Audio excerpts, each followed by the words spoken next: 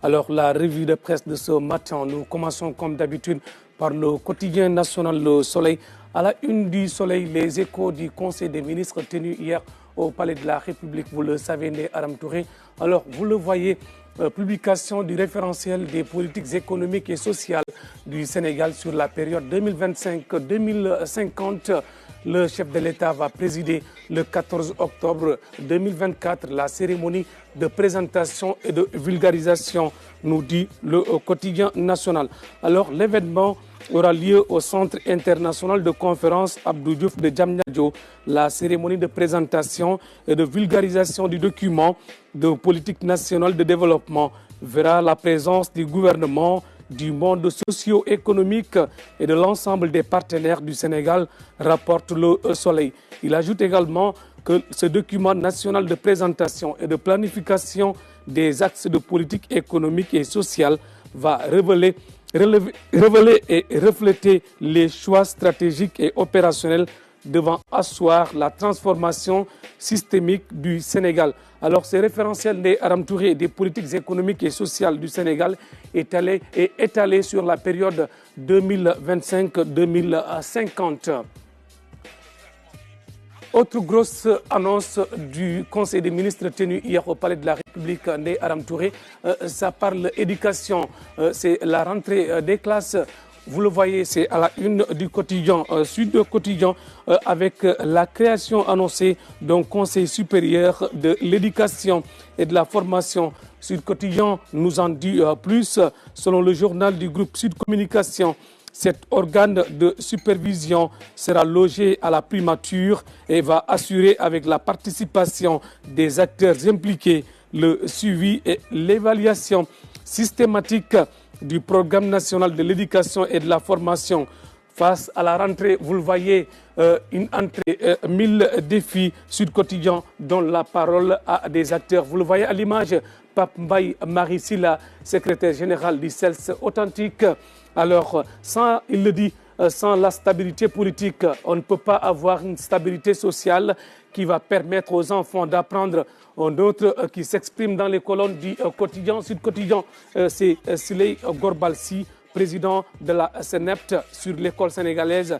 Il faut une conjugaison des efforts de tous les acteurs, dit ces spécialistes dans les colonnes du quotidien, Sud Quotidien.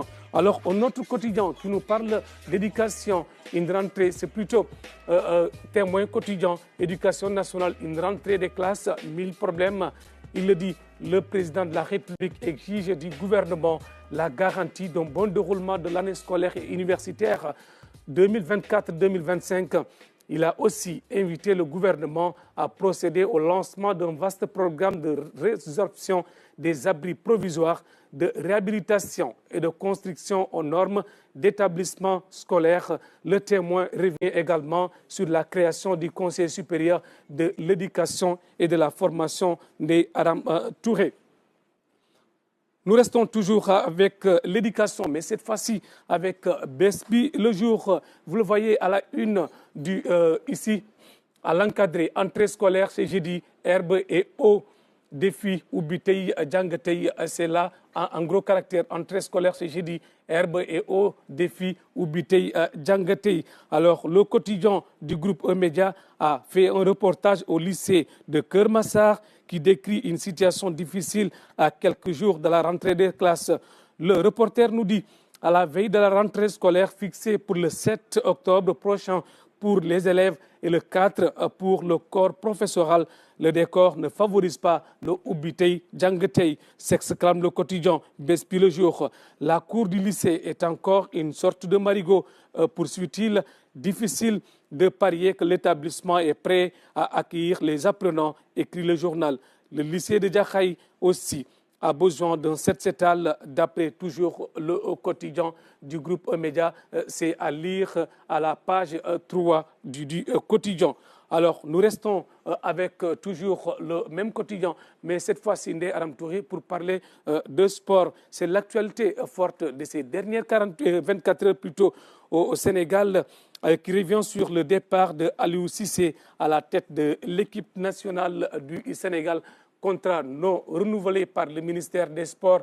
Aliou Cissé, la fin d'une ère, s'exclame le quotidien du groupe E-Média. Il évoque le timing discutable, les derniers jours compliqués et le legs inestimable plutôt. Alors, le Soleil s'est intéressé également au même sujet. Vous le voyez, fin de mission d'Aliou Cissé à la tête de l'équipe nationale du Sénégal. Une belle page se tourne, nous dit le quotidien national, qui revient également des Aram Touré sur le bilan de l'ex-entraîneur du Sénégal. Bilan à la tête des Lions, 103 matchs, 67 victoires, une canne gagnée, 2 Coupes du Monde jouées, nous dit le quotidien national, le Soleil.